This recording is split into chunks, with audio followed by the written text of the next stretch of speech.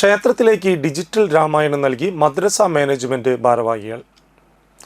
ഏതു മതത്തിൽ വിശ്വസിക്കുന്നവനാണെങ്കിലും അവർക്കിടയിൽ എന്നും സൗഹൃദങ്ങൾ മാത്രമാണുള്ളതെന്ന് തെളിയിക്കുന്നതാണ് കേരളത്തിൻ്റെ സംസ്കാരമെന്ന് തെളിയിക്കുകയാണ് തൃത്തല്ലൂരിലെ ക്ഷേത്ര കമ്മിറ്റിയും മദ്രസ മാനേജ്മെന്റ് ഭാരവാഹികളും. 500-ലധികം പേജുകളുള്ള ആധ്യാത്മ രാമായണം ഡിജിറ്റൽ രൂപത്തിൽ 60ഓളം പേജുകളാക്കി തൃത്തല്ലൂർ ശിവക്ഷേത്ര കമ്മിറ്റിക്ക് കൈമാറിയത് വാടാനപ്പള്ളി റേഞ്ച് മദ്രസ management അസോസിയേഷനാണ്.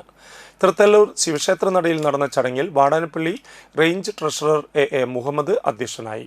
Madrasa management association Vadanappally range president AT Rafeeq digital Ramayanam Thrithallur ശിവക്ഷേത്രം ട്രസ്റ്റ് ബോർഡ് ചെയർമാൻ ഗിരീഷ് മാത്തുക്കാട്ടിലിന് കൈമാറി.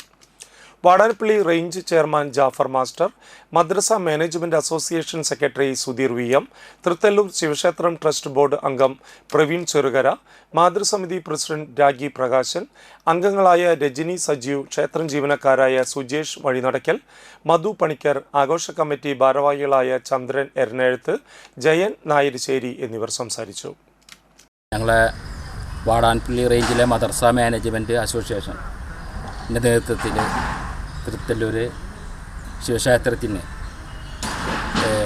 രാമായണം ഡിജിറ്റൽ രൂപത്തിലാക്കിയ 450 പേജുള്ള രാമായണം അത് 67 പേജിലാക്കി ചുരുക്കിക്കൊണ്ട് QR സിസ്റ്റമാക്കി അതിനെ ഓഡിയോ രൂപത്തിൽ കേൾക്കുവാനുള്ള തയ്യാറാക്കിയൊരു ബുക്കാണ്.